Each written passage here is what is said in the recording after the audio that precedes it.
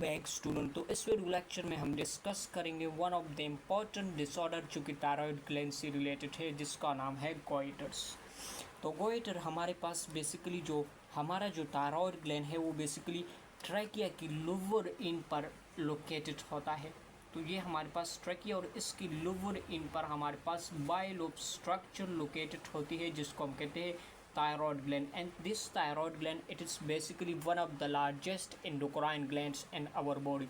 तो जब भी आयोडीन की डिफिशियंसी आ जाती है या हाइपो और हाइपरथायरॉयडिज्म कंडीशंस होती है या कुछ ऑटो इम्यून डिसऑर्डर होती है, तो इस केस में ये जो थायराइड ग्लैंड से इनकी इनलार्जमेंट होती है और ये इस enlargement of the thyroid glands को हम कहते हैं गोइटर्स।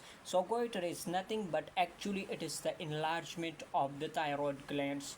तब देखिए ये जो इनलार्जमेंट ऑफ थायराइड ग्लैंड्स होती है ये हाइपोथायरॉयडिज्म्स में भी हो सकती है एंड ये हाइपरथायरॉयडिज्म में भी हो सकती है। अब यहाँ पर देखिए जो ये goitre terms basically Latin word guttur से निकला है और इसका लिटरल मीनिंग क्या है, थ्रोट। क्योंकि थ्रोट रीजन में बेसिकली क्या होती है, स्वेलिंग्स अफेयर्स होती है, तो इस वजह से इसको हम गोइटर्स का नाम देते हैं। एपिडेमोलॉजी की अगर बात करें तो goitre basically most common disease जो कि जनरल पॉपुलेशंस को अफेक्ट करती है। अगर यूके की बात करें तो यूके में 6% ऑफ द पॉपुलेशन ये बेसिकली गोइटर डिजीज से अफेक्ट होती है।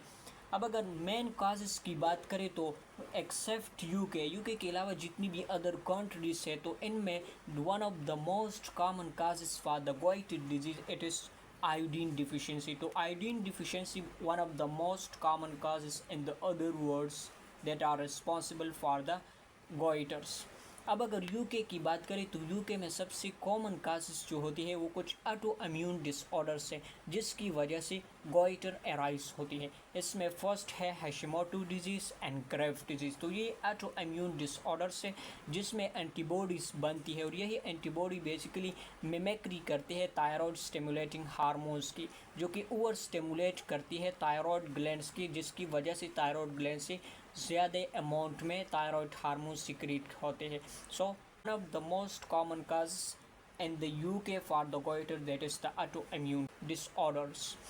अब यहाँ पर अगर गोइटर्स को हमने क्लासिफाई किया हुआ है into 2 category on the basis of either enlargement of the goitre के साथ इनसे हाई सिक्रीशंस होती है थायराइडल हार्मोन्स की और कम सिक्रीशंस होती है। तो इस बेस पर हमने बेसिकली गोइटर्स को 2 कैटेगरीज में डिवाइड किया हुआ है।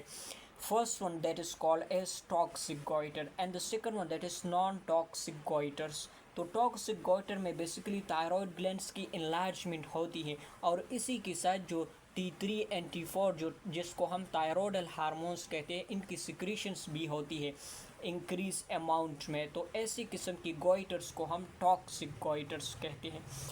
जो नेक्स्ट टाइप है गोइटर्स के इसको हम कहते हैं नॉन टॉक्सिक गोइटर्स। तो इसमें बेसिकली जो थायराइड ग्लैंड से इनकी इनलार्जमेंट होती है, लेकिन इनलार्जमेंट के साथ बेसिकली जो थायराइडल हार्मोन से इनकी सिक्रीशन बेसिकली इंक्रीज नहीं होती, यानी हाइपो सिक्रीशंस होती है और थायराइडल ग्लैंड्स इनलार्ज होता है। तो ऐसी किस्म की गोइटर्स को हम कहते हैं नॉन टॉक्सिक गोइटर्स। अब ये जो नॉन टॉक्सिक गोइटर्स है इसको हमने फर्दर क्लासिफाई किया है into 2 category. The first one that is endemic colloidal goitre and the second that is idiopathic non toxic goitre. और ये क्लासिफिकेशन बेसिकली हमने की on the basis of the causes कि किस कॉजेस की वजह से ये गोइटर अराइज होते हैं। तो इस बेस पर हमने ये 2 कैटेगरीज बनाए हैं। So the first one that is endemic colloid goitres. तो ये इस किस्म का गोइटर्स बेसिकली इस केस में जो थायराइड ग्लैंड्स की जो इनलार्जमेंट होती है वो बेसिकली इनके लिए मेन कॉजेस क्या है, आयोडीन डिफिशिएंसी। तो आयोडीन बेसिकली इनकी normal value 50 micrograms per day इनकी रिक्वायरमेंट्स होती है बॉडी को। तो जब भी इनकी कंसंट्रेशन 50 माइक्रोग्राम्स पर डे से बिलो हो जाती है तो इसको हम कहते हैं आयोडीन डिफिशिएंसी। अब ये आयोडीन बेसिकली रिस्पॉन्सिबल है for the synthesis of T3 and T4 hormones. तो ये try iodothyronine and tetra iodothyronine जो हार्मोन्स है जो कि थायरॉयडल ग्लैंड से ही सिक्रीट होते हैं। तो इनके लिए बेसिकली इनकी सिंथेसिस के लिए आयोडीन रिस्पॉन्सिबल है, क्योंकि यहाँ पर बेसिकली 3 आयोडीन इनके स्ट्रक्चर में पाए प्रेजेंट होते हैं, जबकि टेट्रा में बेसिकली 4 आयोडीन प्रेजेंट होते हैं। तो जब भी आयोडीन की डिफिशियंसी आती है तो इनकी डिफिशियंसी की वजह से बेसिकली ये T3 एंड T4 हार्मोन की सिंथेसिस कम होती है, और इसी की वजह से ये थायराइड ग्लैंड इनलार्ज हो जाता है, जिसको हम कहते हैं एंडेमिक कोलाइट गोइटर्स। तो जितनी भी माउंटेनियस एरिया है तो वहाँ के सॉइल में बेसिकली आयोडीन डिफिशियंसी होती है, जिसकी वजह से इनकी फूड में जो आयोडीन की कंसनट्रेशन है वो कम हो जाती है, जिसकी वजह से इनमें एंडेमिक कोलाइट गोइटर्स अराइज होता है। नेक्स्ट हमारे पास है इडियोपैथिक नॉन टॉक्सिक गोइटर्स।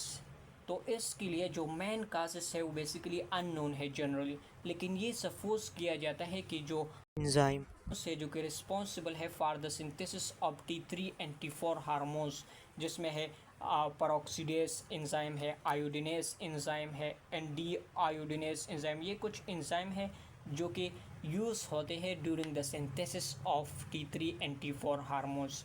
इससे पहले वीडियो लेक्चर में हमने ऑलरेडी पढ़ा है कि किस तरह से आयोडीन की किस तरह से T3 एंड T4 हार्मोन की सिंथेसिस होती है। तो ये कुछ एंजाइम है जो कि इम्पोर्टेंट है for the synthesis of T3 and T4 hormones. तो इनमें बेसिकली इन एंजाइम की डिफिशियंसी की वजह से थायराइड जो ग्लैंड से वो इनलार्ज हो जाता है, और इस किस्म की गोइटर्स को फिर हम कहते हैं idiopathic non toxic goitres. So this is overall about the goitres and it types.